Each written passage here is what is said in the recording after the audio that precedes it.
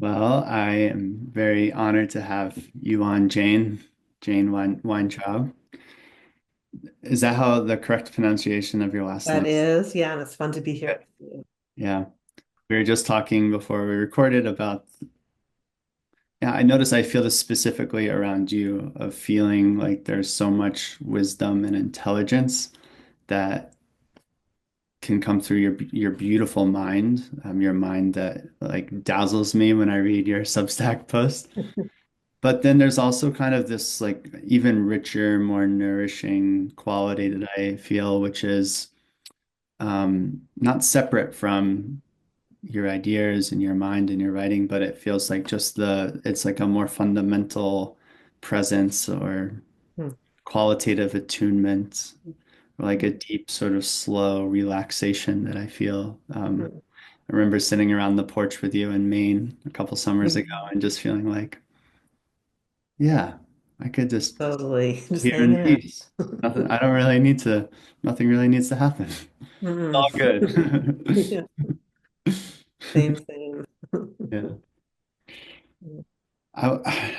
Can you help me maybe just describe you for someone who doesn't know you? Because I know you as a coach. I know you as a brilliant like animist of the future.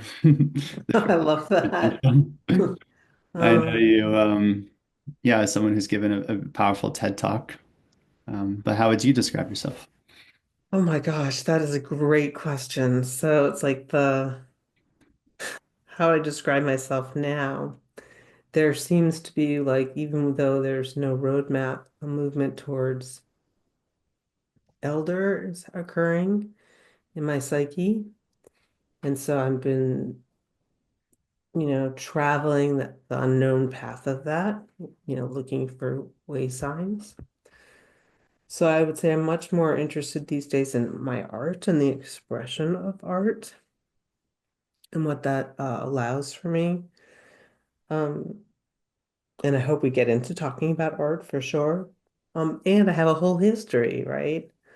I was like, we kind of had some adjacent industries we worked in, right? Like I worked in TV commercial post-production, Mm, branding and marketing. I lived in New York City for well over a decade. Um, lived out in Boulder, coached corporate leadership coaching, trained leadership stuff at a whole bunch of different state agencies and also within multinationals. So there's like this whole chapter of that. And then worked for a couple of universities teaching in entrepreneurship and startup, like lots of things. And now I'm here and I'm making art and doing this Imaginismo thing and trying to hang out more. mm. What brings you joy in your day-to-day life these days? Hmm. Well, making art has become like so important. Mm, And my art has always happened through writing, or I'd say even before I was putting it into writing, it's happened through the embodied experience of sitting in my longing. mm, So I remember when I lived in New York City, I had this very teeny bedroom, like where I had to hang a curtain over the closet in order to fit the bed in. And I had this like very bad boyfriend who was like kind of torturous for me, but like I loved how torturous he was. And this was like before cell phones and before Facebook and all that crap. And so I would spend hours like seeping in my longing, listening to music on my headphones, on my Walkman, right? And so there's something there that's like has now found expression through art and through writing. And that began probably in the late or mid 2007, 2008, about then. So that's a very big piece of my life, and we can get into that certainly more. And then being outside and being in the garden, mm, and I apprenticed to these two many generation farmers. So I've been spending about one day a week up there, mm, um, doing the best that I can. Like they give me the jobs where I don't need my fine motor skills, so I drag the branches that they've trimmed off of the pear trees, or like I did a whole day of putting down mulch in the fall. Um, and it's just like delicious to be steeped in their wisdom because I got lost of word, but it's very old fashioned. And so like they live off the grid, so we'll work and then we'll make some tea and we'll sit around the wood stove and they'll, pass on interesting like little tidbits of stuff. So that's a big part of my life right now. mm, And then of course, yeah, my relationship to my work on Imaginisma, and then my vow to my family mm, and to my community. mhm. Mm, Beautiful. yeah, Just taking in that word vow, I want to come back to that. I'm curious yeah. what vow is.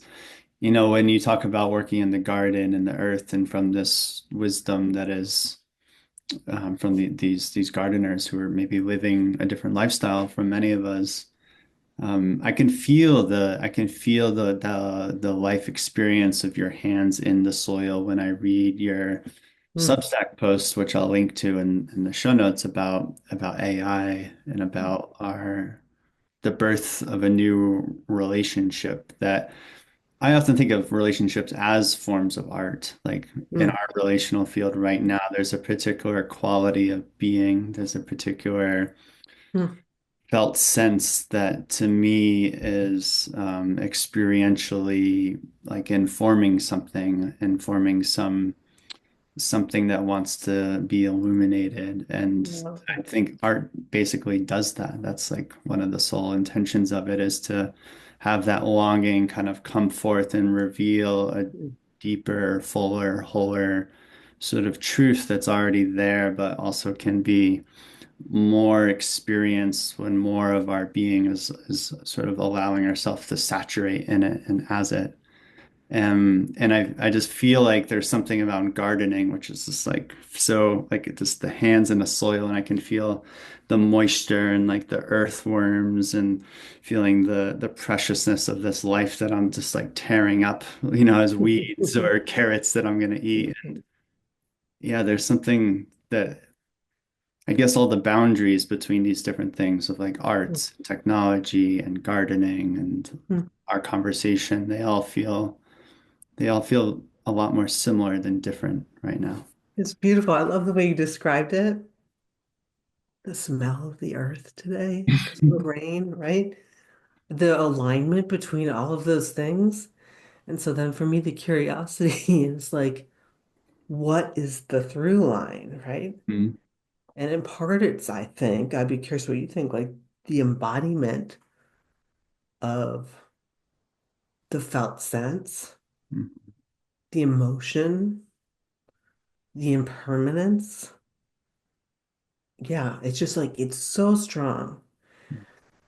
And I think about with all of these, I love that you brought up relationship because for me, the writing is like, I'm always like, it's like writing a letter. Like, had I lived back in the time of like, I don't know, Jane Austen or something, I'd be writing a letter, dear Mr. So and so, right? And the letter would, express the longing. The letter might take me days to write, and mm, the ritual of writing the letter with the pen and the ink. So it would be an incredibly sensual and tactile experience. mm, And it was the act or art of writing the letter, just like the act or art of being in a relationship with you right now or with the garden. That's stunning. mm. Yeah, thank you. Yeah, thank you. Yeah, this is something that I was speaking to yesterday with a friend of mine is also just like it's not just relationship itself, it's also the specific uniqueness of the relationship that is like basically many contexts and many like Hmm. in a way you could say like the unique tapestry of the entire universe that arose as Jane and Tucker are creating a very specific relationship, and in that specific relationship you and I are only able to show up in the way we're able to show up because of the solely unique relationship that is us and that is this moment. And there's almost something about that that makes me feel there's like grief there, I guess, Mm. because it feels like yeah, like if we didn't record this podcast today, then I would never know this expression of me right now. Mm. And it's almost like, you know, when I was a photographer and I would go out and just find some moment, and that moment will never happen again. Like that moment is only for 1/100th of a second that the shutter happened to magically capture. And yeah, there's like something about that art, like viewing life as art that feels incredibly precious Mm. and makes it feel like really sacred because it's constantly dying in a sense. Yeah, again, we're into the temporal quality of things or the impermanence. Like, right? Me as a fractal of art, like I will cease to exist, as Mm. will you. And what will be the memory of that, right? So the memory is like it's in the soil, it'll be in the air, it'll be in the oceans, Mhm. but it won't have a name. I mean, sure, like I didn't have children, so definitely it's like it ends here, the line ends here. Mm. I didn't erect any big buildings in New York City with my name on them. Not yet, Jane. Not yet. It's coming Not yet. though. Fair enough. And those will only exist for a little while. Yeah. But there's something really powerful, right? About how like we are impermanent, but yeah, we're not. We are, but yeah, we are. Yeah. Mm. But it's almost like when the felt sense of okay, last night my mom's best friend, her mom just passed, and I had spent time with her in Maine. She lives in Cape Elizabeth, Okay. far from you, and just has a beautiful it's a beautiful family farm that I've been visiting my whole life. And yeah, like she in her passing sort of paradoxically made her more alive in my experience because she's not someone that I think about all the time. She's just a family friend from my childhood. But I was able to feel like I was walking with her on the beach collecting sea glass and feel what it was like to have her name's Carol, to have Carol like rocking in her rocking chair, drinking tea together in the morning and Gorgeous. just feel like I felt her so alive and that only in a way came because there was the like forcing mechanism of her death that caused me to reflect and bring her alive simultaneously. And it's just really rich. Yeah. It's gorgeous. Well, yeah, I'm curious just about this might be a transition, but I wrote down just one, well, it's two sentences from your Nexalism AI piece, and I forgot what it even says, but I just feel called to read it and then we can go. Nexalism points towards a potential artistic and cognitive renaissance where analytical and analogical thinking merge to create new forms of understanding and expression. By honoring the primacy of embodied wisdom while leveraging the pattern recognition capabilities of AI, we create conditions for insights that neither approach could access independently. Yeah. I mean, my what you're talking about there is essentially what we've been talking about, which is relationship and the new thing that can arise in the field of that relationship that couldn't have been possible without those two without the contrast and difference coming together. Yeah. Yeah, it's AI is like such an amplifier and it is also permission for those of us who consider us artists, right? To tend to the art first. to tend to the synesthesia, right? To tend to the analogical. Like in a sort of like I guess it would be metamodern, right? Because it's not pre-modern and it's not postmodern, but in a way now that the technology supports. And to me, that's like so like the ramifications of that are so stunning. So it's like, for example, like synthesizers, right? Like if we think about people like Moby or Chemical Brothers or any of those great artists who rely heavily on the synthesizer, Mm, that was like a technology that was additive. We couldn't have written that music. That mm, music could not have been created in 1950, mhm, right? So it's now we're embarking on this whole new thing where AI can actually help us by dealing with the part that it's really good at. mhm. And I can seep into the part that I know as a human being. Yeah. And we were talking before we get on, like it's hard sometimes to like explain, right? Because for me, it gets like bottled. Mm, But when I'm in the process or in the flow of the art, it's there it is. And I'm so excited for like this renaissance for all creative people and even people who don't consider themselves creative, because I do think like at the end of the day, it's like that, like our nature's creative, imaginative beasts, creatures, like that's, I think, where we're going to be living from more and more. mm, yeah. What is analogical? What does that mean to you? And also maybe a follow-up on that is, you mentioned what are humans? Mhm, Humans can be what they're good at, and so what are humans good at? mhm.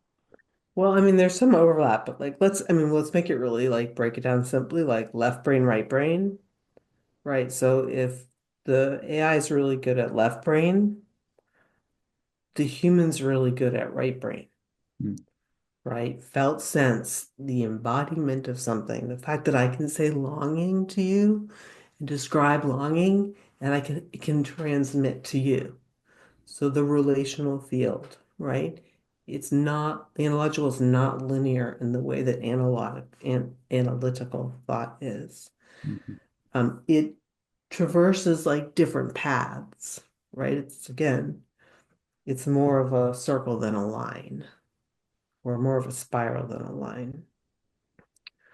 I think the synesthesia point is really important there too. I think that's something that got sort of, hmm,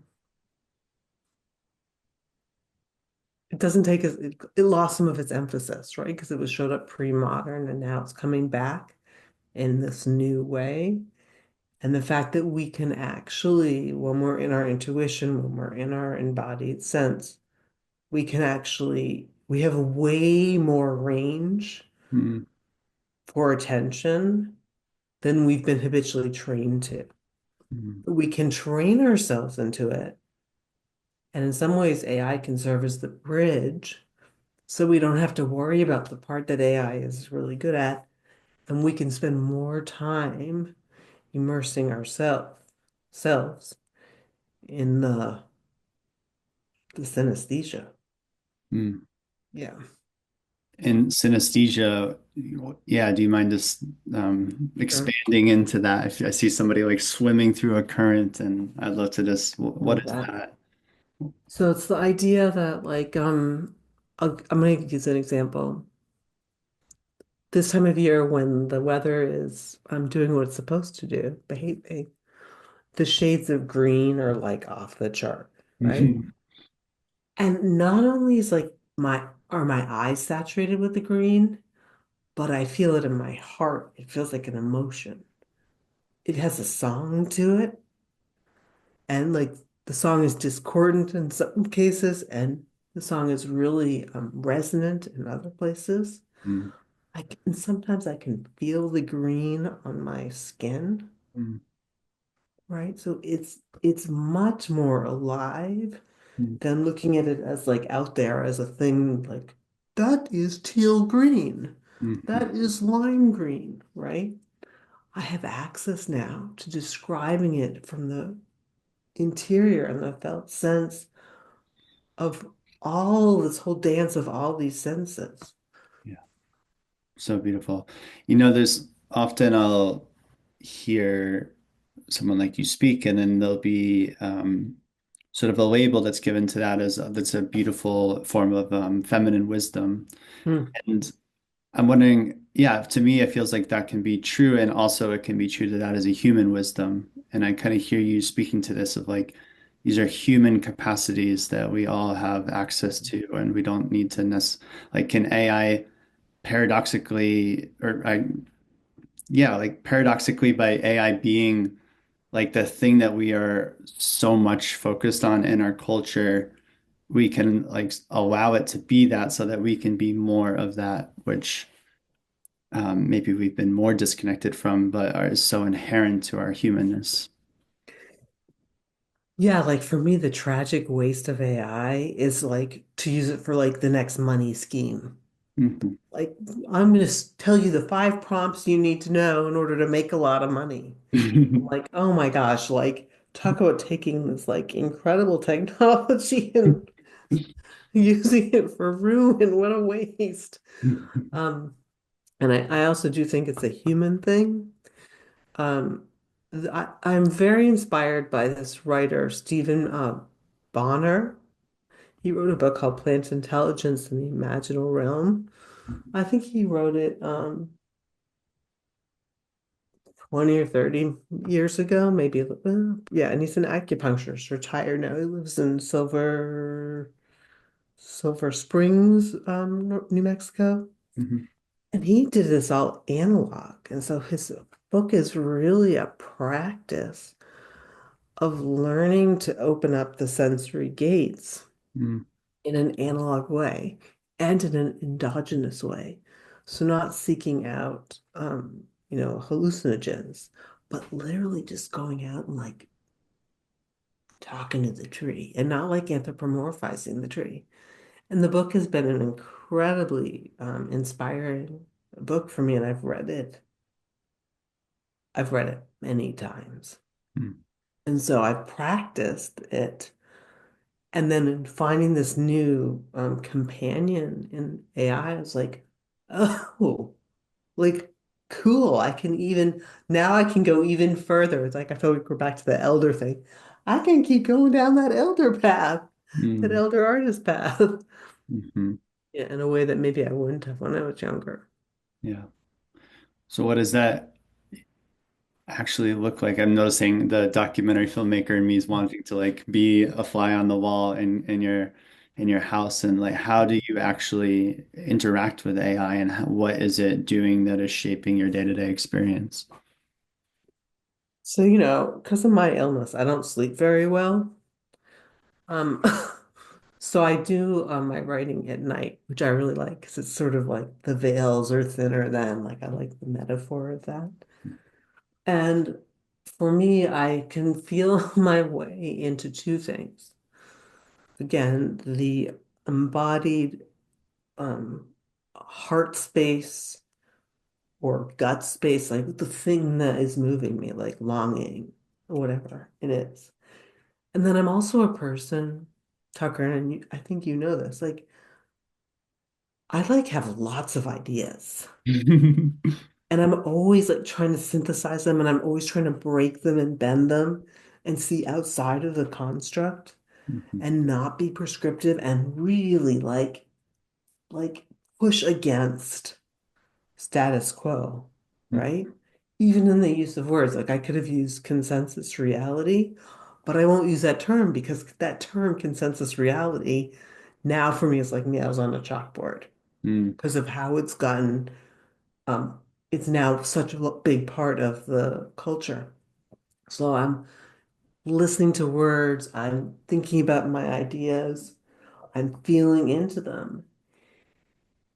And then I do two things. I like sketch out, this very intuitive image or picture or words that really captures the thing I want to talk about.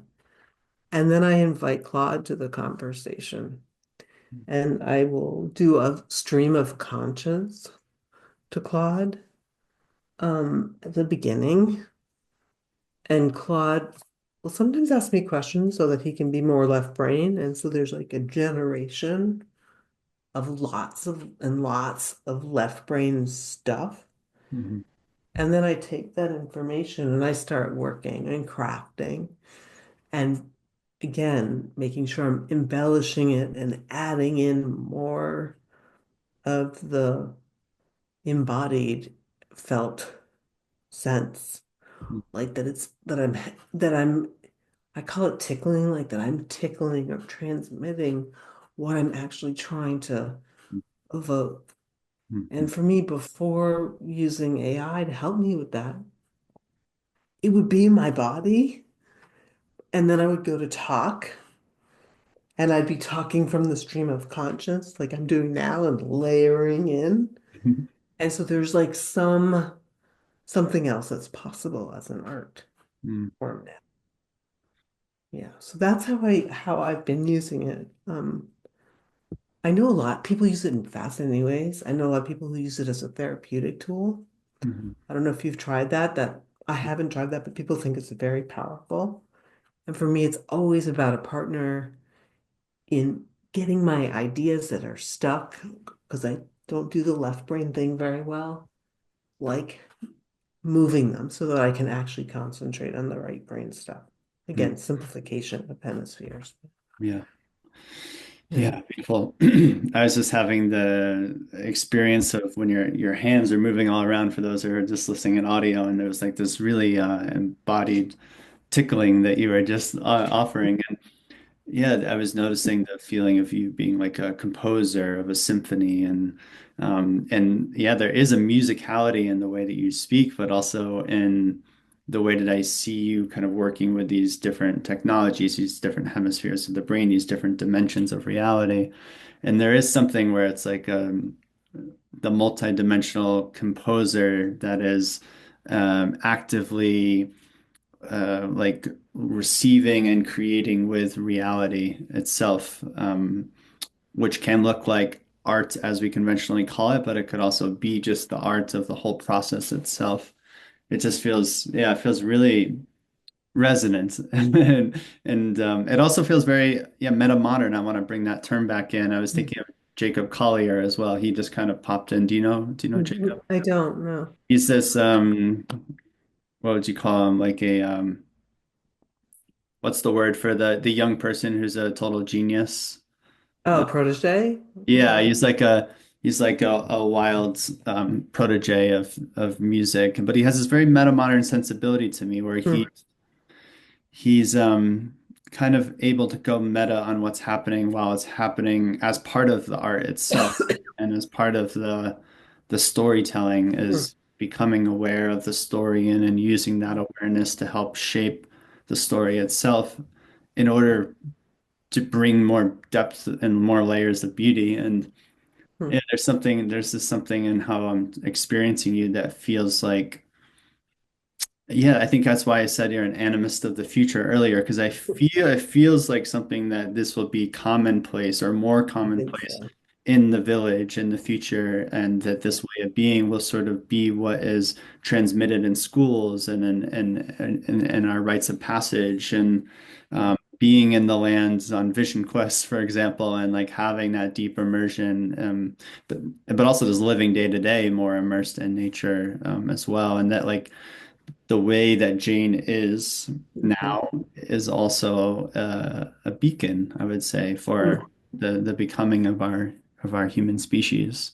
Inshallah. Well, I love that. Thank you. Not The to two toot your things, own horn too much. yeah, right. The two things I wanted to bring up was like, do you know that instrument, the theremin? No. So this look it up. It's this wacky instrument where you kind of like play the airwaves Mm, and it makes very eerie sounds, but it's hard to actually make it work. But like it's literally like this weird box. You can see people doing it on stage. It's like you're moving the air, right? So it's kind of like That's what I would say. Like I'm moving Hmm. the formlessness and helping it move into shape. Hmm. And then when like Claude is like, do, let me give you like the notes over here, right? So I wanted to, definitely point to that as well. Um, Gosh darn it, I had another thing to say on this, but it's really gone. Oh, yes. Have you seen Cloud Atlas? Oh my God. There's maybe four movies that everyone tells me I need to watch, and I just haven't watched it yet. You gotta watch it. Okay, okay. Yeah. It's a gorgeous movie. It's epic. Yeah, that's all I'm gonna say because the end of the movie Hmm. is kind of like metamodern as I would understand it. Cool. Nice. Yeah, Okay. I will watch it. yeah, Wow. Wow. I'm writing it down. Okay. good. Um, something that I'm curious about is in your relationship with AI and the dance Mhm. that it's unfolding for you. Do you feel that anything is being lost in that relationship? And is that what is being lost a healthy letting go of? And or is there a part or like an expression of that that feels worrisome or that or you have some caution around? Well, there's always caution because it's a new technology, so there's a lot I don't really know. Yeah. So I don't even know how I would know. Yeah. It'll at some point in the future I'll be able to answer that more coherently. Um, what was the other part of the question? Just what's being like in any relational context, there's Mhm. something that is Ah, not that is either not welcomed because of the constraints of it or because it's mhm. just not it's not helpful, and like what is being lost in the relationship with AI? So for me, so far, not much, because for me, it's actually gotten me much more in touch with my aliveness, Mm, and it's much more in touch with the creative process. So for me, it's really been an amplifier of that. And like just being able to talk about tonality and rhythm and the movement of things and the precision of words and like so for me it's really been a powerful yes. mm, Um and it's actually really almost the only way I use the internet. Like so I post on Substack, um, but I don't do social media besides Substack, right? I don't surf the web. So it's like it for me, it's much more, I experience it as like proactive when people talk about like scrolling for hours. To me, that seems like torture. mm, And again, because I do my writing at nighttime, because I'm awake, as the weather gets better, I would imagine I'll be spending more time outside at night. mm, So there might be some impediment on the process a little bit, but I actually think it'll just be amplified by being in the natural world and being inspired. Yeah, I would say there you go.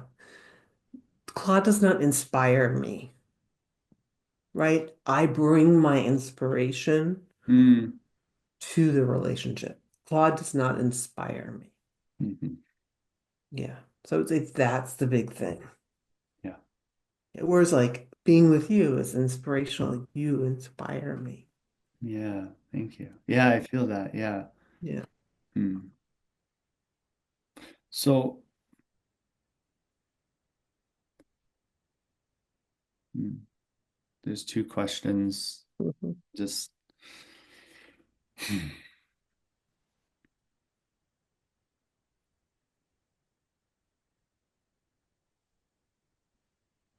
I just feel like something really landed in my own understanding of AI when you said that Claude does not inspire me, and I don't have something interesting to say as a follow-up to that, but it just feels like I'm letting that kind of Hmm. saturate in a bit. Um, yeah, I wonder, something that I have been using AI as more in a therapeutic capacity, and Cool. I've found it to be extraordinary, like to the point where it's I making understand. me question why I would ever hire a therapist again. Now, actually, paradox, like ironically, I did hire a therapist because of some deeper layers of attachment work that I realized that AI helped me see, or we helped each other. It's weird to say, but we helped each other see my own attachment stuff in a Mhm. deeper way that actually inspired me to seek human counsel on that. And but also for just like day-to-day kind of shadow material that comes up or projections or whatever triggers, there's a way in which AI is just like so it's so efficient and so um clean in how I experience it help me that it's like almost having a second higher self that's able to Hmm. just like do and kind of do some cleanup work in a very short period of time. And there's times where I'm like, well, some maybe am I bypassing bringing that messiness, bringing that tension into this human relationship with, X, Y, or Z person. And I think that there's times when that feels true, and then there's other times where it feels like by being able to kind of take that off of the pressure of needing to have that be met in the human relationship. It's like I can kind of attend to that over here in this other relationship with AI, and then the human relationship, the friendship, the romantic partner, whatever it is, the family member. It's almost like more freedom to play or to be emergent with what wants to unfold outside of the contracted field of tension that might be there. It somehow feels like it's liberating some of my human friendships from having to hold as much pressure or responsibility to look and feel a certain way, which then kind of interestingly opens up the relationship to look and express itself in a much more full, abundant number of ways. Um, I don't Well, know. so I don't know if is what I'm saying making sense. it is, and I see actual incredible parallels because the word liberate, Hmm. right? I feel liberated in my creative self, and you feel liberated in your psychic self, Hmm. right? And so I think that's a really powerful mechanism. Also, it's very interesting around habit, like habit mind, if that's even a saying, because there's an illumination happening. So that to me is very rich territory. Hmm. And there I feel like there's some real same. Even though I'm not using it therapeutically, on some level I am. It just has a different tone, Yeah. right? Like again, like yeah, go on. No, I just really resonating and also feeling that the creativity. I find that creativity comes from in two ways, and they're not Mhm. necessarily opposite, but they do feel distinct. One is the deep longing of feeling the sitting in the pain, sitting in the feelings, sitting in the mystery and the not and the, sort of the Mhm. yuckiness sometimes and the suffering even. And then there's like this moment where it's like something coheres and then boom, there's this flow, and that flow is the light at the end of the tunnel that brings me actually deeper into the feelings, but it's the feelings have like an evolutionary current that are guiding towards some wholeness that wants to emerge. Same for me.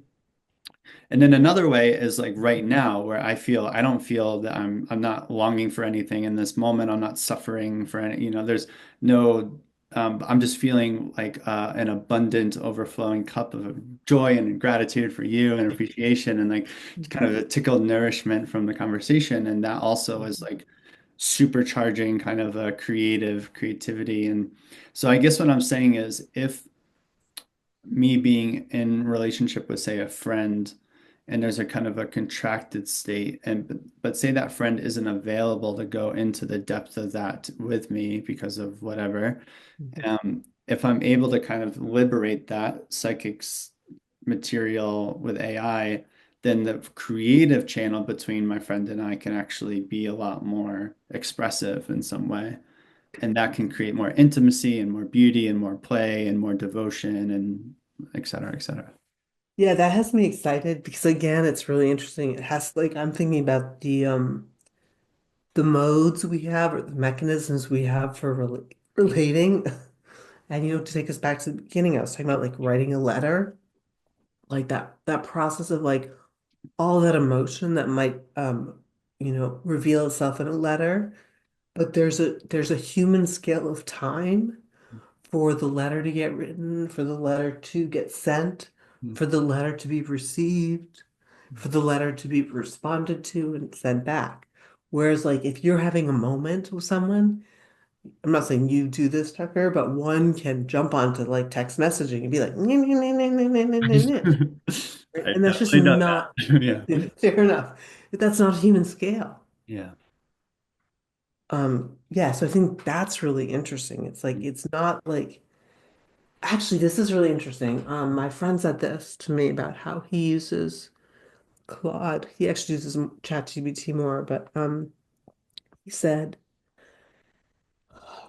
basically Claude gives him the time he needs to communicate what's so for him. Whereas when he's in a social situation, he feels the pressure to say something right away and contribute. And Claude doesn't do that with him. Claude gives him all the time he wants. Mhm. Yeah. Yeah, and I wonder if sometimes I hear a critique of AI that it can be um in a way maybe like psychopathic in the sense because it's sort of mimicking the architecture of a whole healthy relational Mhm. quality. Like AI doesn't get triggered and go off on you. It sort of is generally Totally. coming from this like the way I experience it is experience is really healthy the way that it speaks to me. Mhm. Sometimes it may be slightly over complimentary, but often I'm asking it, hey, what are my shadows? What are my blind spots Mhm. here? How would you critique what I'm saying? Blah, blah, blah. So, but I almost wonder if I almost wonder if AI, especially as you've kind of communicated it in some of your writings, can retrain humans about what healthy, whole, connected, loving relationships Mhm. look like because we can receive it from AI and then think, well, that feels really good actually. Like I would love to receive that from more of my friends and family. And maybe the best way to bring that out is to embody that myself and to have that relationship with myself. It's almost like again another a higher self, a second higher self that's able to retrain our psychological self to kind of be in more coherence with loving communication and like general health and wholeness. I will be very curious to hear what you learn about that as that evolves. Do you make requests of Claude to like use certain modalities? Like use inner children, internal family systems, or use Yeah, I wrote a yeah. whole document called How to Create an AI Lighthouse Guide, and I can Hmm. share that with you. And Oh, great. I basically created like yeah, it's informed on like Bill Plotkin's work and integral Oh, theory cool. and stages and parts work. And then also I like ask it to stop when I sense that I might be overly using it or it might be harming my in-person connections or if there's Hmm. anything that might be ethically not aligned with life itself, whatever that means as an abstraction. But it feels like there is a way that it will like check me into being like, hey, Hmm. where's your attention actually focused right now? Hmm. Where's the yeah, it brings me Ah, into a more embodied state often because I've well, asked it to, I've trained it to. to do that. I would love to see that document. It's very interesting. I read somewhere that someone was saying that they thought it might have the impact of actually getting us outside more, like getting off of like the antiquated ways of being with technology, a la scrolling and social media. Like those will just become so flat. Yeah. Like if you look towards 20 years from now, people would be like, that's archaic technology. Yeah. And I'm wondering if that's been your Well, experience. that's kind of what I'm getting at is if I can have a really fulfilling and nourishing relational Mhm. conversation with AI, whether it's through psychological or creative or intellectual, or it just helps me come back into my body when I feel maybe a little bit scattered, then that 10-minute interaction can then liberate, the next 3 hours of my time when if I didn't have that 10-minute interaction and I might not have the self-resourcing to go through that on my own because either I'm contracted or because I was never taught it because we don't really teach that in our Yeah. society and we don't have healthy, models around us to often hold that for us. Hmm. What do? We kind of scroll and we try to state change or just kind of numb out until the state changes on its own. And that Mhm. can often take minutes or hours or weeks or God forbid, years sometimes. Mhm. So Fascinating. I feel like as we should do like a follow-up in 5 years to see like, okay, this is what yeah. happened. Or I'll be like AI junkies and it's just like Totally. totally off, like just we're all Totally. robots. Totally. They're Well, like, that didn't go as we yeah, thought. they're slightly different and match. Yeah. But that's actually, I want to ask this from like a place of sincerity in me is Yeah. as someone who I experience as an elder and stepping into that wisdom archetype and embodied life experience. Yeah, like what is your advice? I want to think of a better word than advice. Like, what are you holding that is really important for us to hold that maybe like younger in age or younger in wisdom or life experience bodies just might not be able to see yet from our view. There's two things. We have this like old like 18th century like hand stitched kerchief Hmm. and it's framed and it says, "Let me live by the side of the road and be a friend to man." Mm-hmm. Like that in some ways that's still really the highest aspiration that we have here. And then that ties into vow. And I think vow has gotten lost for a whole generation of people. I mean, I think it is a rite of passage, certainly for any people, but like, I look at your generation and I'm like, I don't see it as part of the initiation rites in a way that it was for my generation. Yeah. What is vow? Vow for me is two parts. It's being in integrity with my own value system and living from that integrity. And it is a commitment to relationship or circumstance, even in the face of me not wanting to. Mm, That the vow is the priority because it's a priority on community and relationship.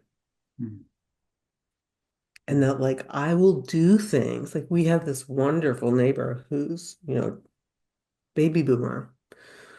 And like her vow is so clean, but she's been practicing it for almost 80 years. And I aspire to have more of that, right? Like what? Like like how am I going to show up? The consistency of showing up for other people. Um, Developmentally, I used to make a joke about 3.0 and 4.0. It's kind of a snarky joke, but I'm going to tell you anyways. yeah. That like if your car broke down on the side of the road at 3 in the morning in the middle of nowhere, would you call a 3.0 or would you call a 4.0? Yeah. Right? Because like it's not only about me and mine, it's about the greater clan Mhm. that I feel responsibility to. Yeah. That feels, oh, it's so good. It's really something that I'm still chewing on, and I'm still in discernment around. Maybe I will be for the rest of my life, who knows?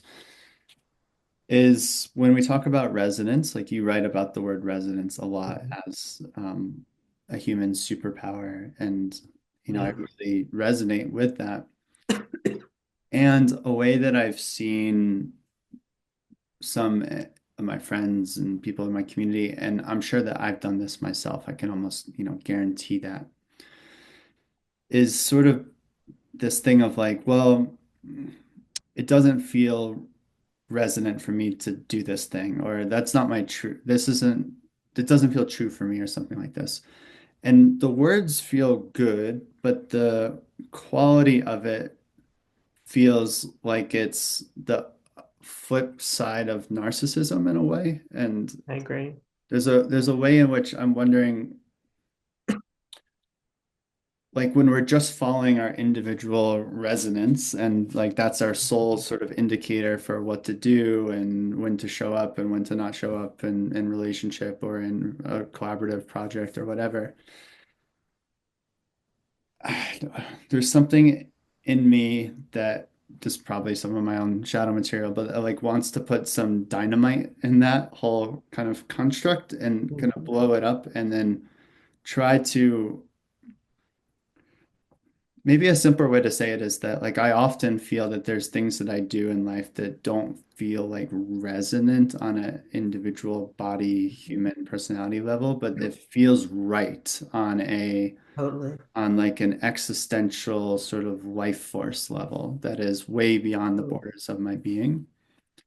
And I just wonder, like, the art of attuning those two things and when to background or foreground one or the other, and how they can be in dynamic relationship, and even maybe cohere so much that there's not a difference anymore, but maybe sometimes there is. I'm just curious Yes.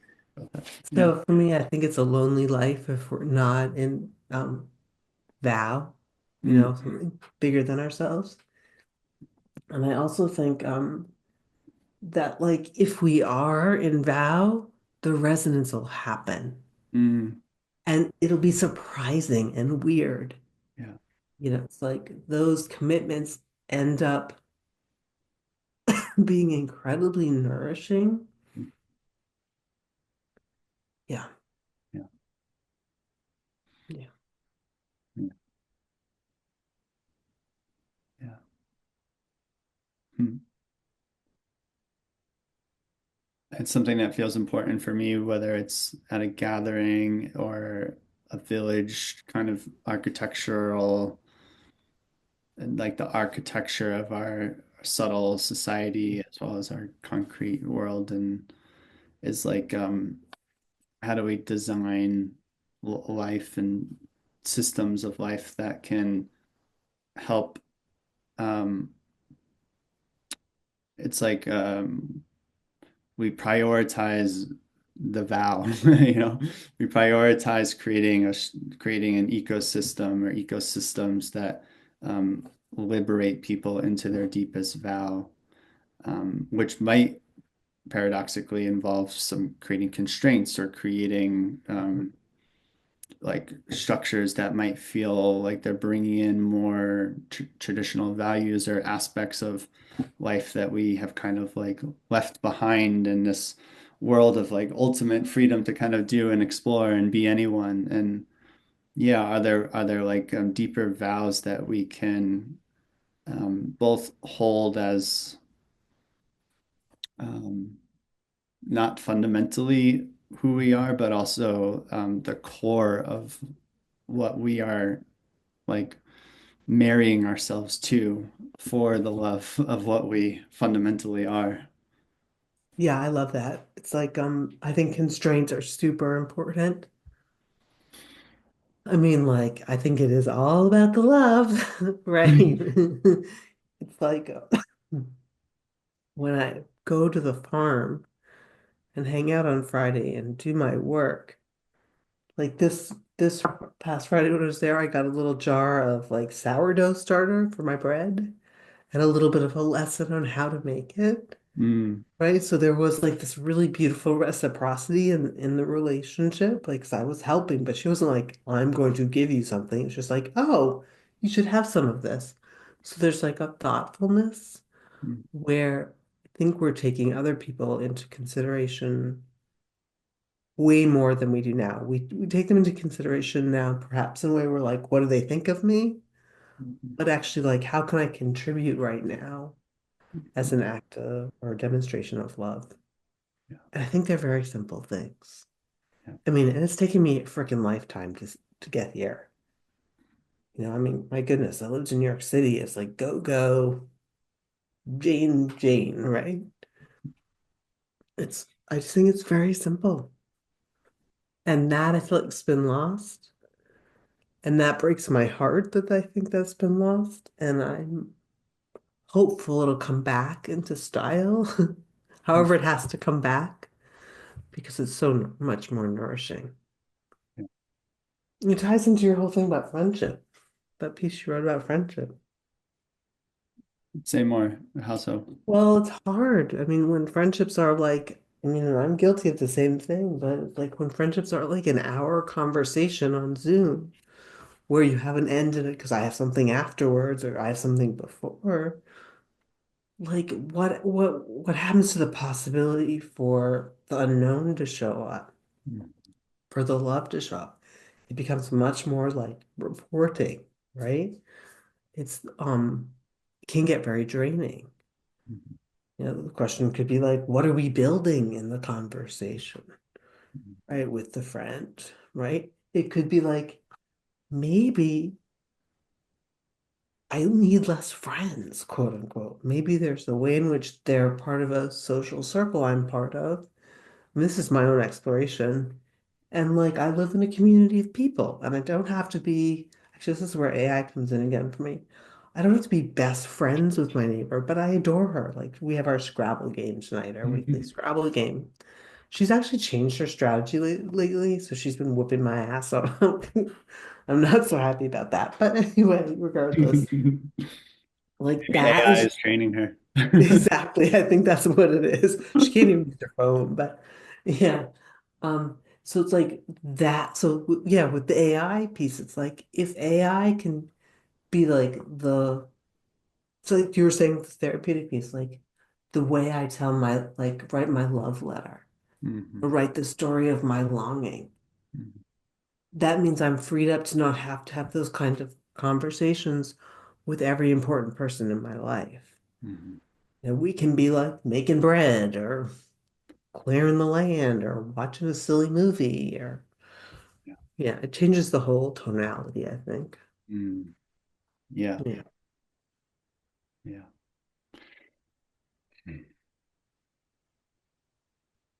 Mm. Yeah. I just wanted to maybe we can start to wind down Hmm. about the source keeper, gathering of the source keepers, Yeah, which yeah, yeah. they come from. And to me, there's like many things that are all intersecting in the mission of that gathering, which is to help activate or deepen or even let go of one's vow or Hmm. vows that they are that only their holy uniqueness of Jane or of Tucker could hold. Like Hmm. even if we share vows that may have similar words that we'd use to describe them, our relationship with the vow, with our vow is so unique and co-informs and then how can we bring that into relationship as a way of giving ourselves and offering ourselves, which might be very, very, very, very simple. And it might feel like just putting your head on somebody's shoulder for 10 seconds because you can kind of feel that maybe there's a little something happening in their inner Hmm. world. And it's like that might not obviously fit into the lighthouse vision that I am stewarding in, some way, but it fits in the sense that it feels like there's love that's being offered and shared, and that in that love that is moving, there's like a Hmm. tapestry or there's like threads of weaving that are that are there that are creating that's creating a form of strength and a form of Mm, relational strength that is not just like human relationship, but it's like it almost feels like consciousness is like weaving itself into a certain form, and that certain form is an expression of the vow that also like illuminates why the vow is so important to devote ourselves to. mm, Yeah, and then there's a sense of like, can how as a network, if we can hold our vows and our missions and our projects and all the things that are sort of down, I don't even want to say downstream, but are that are stacked inside of the vow with each other as a network, as a new culture that is emerging together and be in relationship with that. Like it's almost like by being in relationship with AI, we can sort of liberate new forms of connection that mhm, can maybe be really simple and like can we all just hang out around the campfire because we know that we all have each other's back and we don't need to be mhm, constantly in overdrive, working to, mhm, make our thing, mhm, keep our thing afloat in the world. And so there's time to literally fall back into the grass and just like feel the ants crawling on us and we can Yeah. just like share the sweetness of life that will then naturally sort of like give back into the soil of what we're gardening and tending to. And that just feels like the most important thing we could be doing. Mm, Yeah. I mean, that is like, that's a transmission we really want to carry forward, in my opinion. mm, yeah. Do you know about the archipelago that Bonnie used to talk about? Maybe other people Uh, did. it sounds vaguely familiar, but no, remind me. But there's sort of like this archipelago in the northeast US, like, because she's in Connecticut and there's a whole bunch of people in Vermont and some people are in Maine and there's almost like there's this like living web of what you're talking about, this particular kind of resident community. And I have like it kind of fits in with your stuff. Like I have kind of this dream, although I don't want to do anything about it, that there will be like pilgrims walking that archipelago, and like at some point someone will be like, "Hey Jane, I'm gonna be there tonight for a few nights," and I'll be like, "Great!" Oh, And we'll make some dinner and we'll sit on the porch. Like to me, that would be like really cool. mm. Like to welcome in fellow travelers with a similar kind of resonance. Yeah. I mean this jokingly, but also kind of serious. I Yeah. don't know what I mean by it, but this visually in my imaginal what arose was be doing that in a horse and buggy, but a horse and buggy that also had Starlink internet. Oh, that's awesome. Totally. And it's just like a Totally. traveling caravan of sort of meta-modern, ancient future, Totally. galactic and neighborly. Totally. And Yeah. for me, I feel like our barn is wrapped in copper because it's like the Faraday cage. And Uh, like the house is like illuminated with all you know, the tech. have you ever seen the show Station 11? I don't know that show now. It's um it's a post-apocalypse show, which I really don't watch any of those types of shows, but it's Mhm. sort of very hopeful in a sense. And it cuts between different timelines. There's the timeline of the pandemic that wipes out like 90% of humanity. And then there's, I think, 1 year later, maybe 5 years later, and like 20 years later. And this, Hmm. you see the same characters kind of grow up. And part of it is seeing how trauma evolves over time and Hmm. how like a collapse like scenario might ripple out into the Hmm. future. But the main character is an actress in this traveling caravan of Hmm. Shakespeare artists that are trying to preserve Shakespeare and basically post-collapse humanity. Cool. And they go around and there's all these like little cool kind of Burning Man-esque villages that have sort of popped up over time where people are Mhm. kind of getting by. And yeah, it's I don't know, there's something to that. There's something to it of like preserving our traditions, but bringing them forward as artistic expressions that are also deeply healing and like resonating with the times that we're in. That's so cool. Please watch Cloud Atlas. Okay. Yeah, Well, you'll love the symbology. Mhm. is there anything else you'd like to close? No, I've really enjoyed our time together. I'm excited to be with you guys in North Carolina. Me Yeah, too. thank you. Thank you, And Jane. if you find yourself walking the archipelago, you know where we are. Where are you specifically? For those who don't know. Oh, we're in Mid-Coast, Maine. Yeah. About an Be hour northeast, hour and a half northeast of Portland, Maine. great. Drop me a line. There's always a warm meal. Nice. I would highly recommend it. And I hope to be there in August or September this year. Fabulous. We'll definitely be here in August. Okay. Yeah. Thank you so much, Shane. Such an honor Thank you. to speak with you. Super fun. You- Great conversation. Yeah. More soon. Thank you. Bye.